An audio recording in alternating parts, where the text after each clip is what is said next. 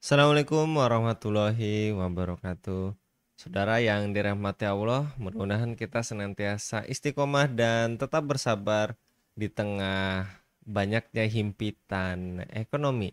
Dan kali ini masyarakat dihebohkan dengan pemberitaan biaya kuliah yang tinggi.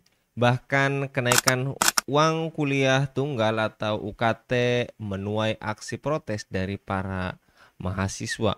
Mereka menuntut agar pihak rektorat dan pemerintah meninjau kembali kebijakan kenaikan uang kuliah tunggal dan mencari solusi yang lebih pro rakyat.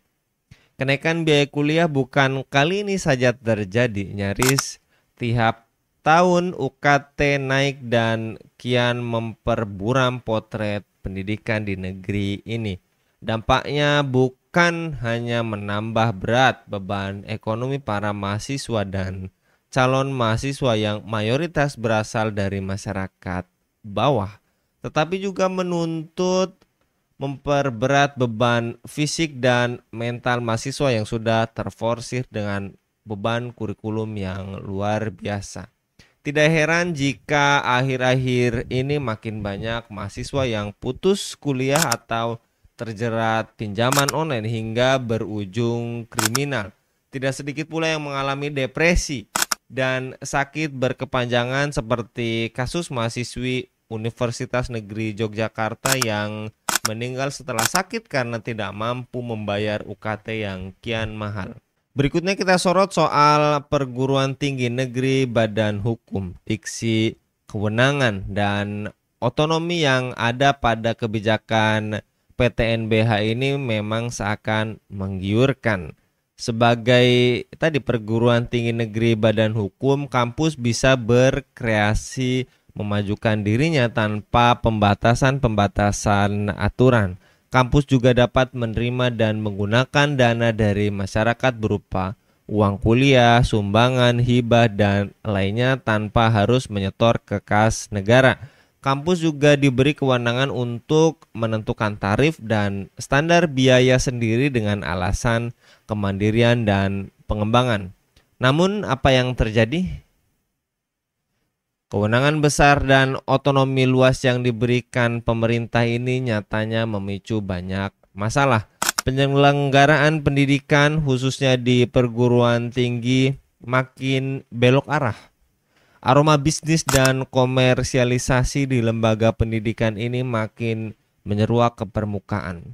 Tidak sedikit kampus-kampus yang rajin membuat riset untuk dijual pada korporasi atau bekerja sama dengan korporasi dalam berbagai bentuknya. Seperti beasiswa mengikat, terutama pada program studi vokasi, kerjasama bidang pengembangan ristek, dan lain-lain. Termasuk apa yang sempat viral di ITB, yakni pihak kampus bekerja sama dengan pihak ketiga untuk menawarkan kepada mahasiswa pinjaman daring agar dapat membayar uang kuliah tunggal. Semangat liberalisasi di perguruan tinggi ini sejalan dengan liberalisasi ekonomi di berbagai sektor, termasuk sektor layanan publik yang makin terbuka sebagai konsekuensi keterikatan negara pada berbagai perjanjian internasional, khususnya liberalisasi pasar bebas ala kapitalisme global. Dengan spirit ini, berbagai perguruan tinggi pun didorong untuk meraih standar kelas dunia atau World Class University dengan indikator standar mutu dan akreditasi yang ditetapkan pemerintah dan lembaga dunia. Untuk meningkatkan performa dan daya saing di pasar pendidikan, mereka didorong untuk memiliki infrastruktur tertentu, kualifikasi dosen tertentu, rilis hasil-hasil riset tertentu dan tertentu yang lainnya. Semua ini tentu berkonsekuensi dengan meningkatnya biaya operasional yang harus dikeluarkan kampus tiap tahunnya. Wajar jika masing-masing kampus berusaha keras mempertimbangkan keberlangsungan keuangan dan model bisnisnya secara jangka panjang. Oleh karenanya, alih-alih meningkatkan mutu tridharma perguruan tinggi, yakni pendidikan dan pengajaran, penelitian dan pengembangan, serta pengabdian kepada masyarakat, fokus lembaga pendidikan tinggi justru makin jauh dari visi misi pendidikan yang mulia yang katanya ingin mewujudkan visi Indonesia Emas 2045, dipastikan hanya mimpi atau jadinya Indonesia cemas. Yang tidak kalah menyedihkan, kasus-kasus korupsi di perguruan tinggi kian marak terjadi, termasuk kasus penjualan orang dengan modus magang di perusahaan-perusahaan yang ada di luar negeri. Namun yang lebih membahayakan, paradigma pengelolaan pendidikan tinggi ala kapitalisme ini justru makin mengukuhkan kekuasaan korporasi sekaligus memperpanjang umur penjajahan kapitalisme global di negeri ini. Semua ini sejatinya wajar terjadi. Penerapan sistem sekuler demokrasi kapitalisme neoliberal di negeri ini memang telah memosisikan penguasa menjadi perpanjangan tangan kepentingan para pemodal.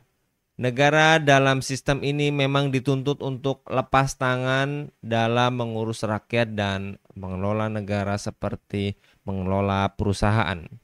Manajemen bisnis diterapkan dengan dalih demi profesionalisme dan efektivitas pengelolaan, termasuk dalam urusan pendidikan. Wajar juga jika kita melihat hubungan yang dibangun antara negara dan rakyatnya makin tampak seperti hubungan antara pedagang dan pembeli. Kalaupun negara berbaik hati memberi berbagai bantuan sosial kepada sebagian masyarakat yang membutuhkan, semua dianggap sebagai iklan demi keberlangsungan kekuasaan, dan sebagiannya lagi harus dibayar dengan kebijakan pajak yang kian jor-joran. Astagfirullahaladzim. Bagaimana pendapat Anda? Tinggalkan pada kolom komentar. Assalamualaikum warahmatullahi wabarakatuh.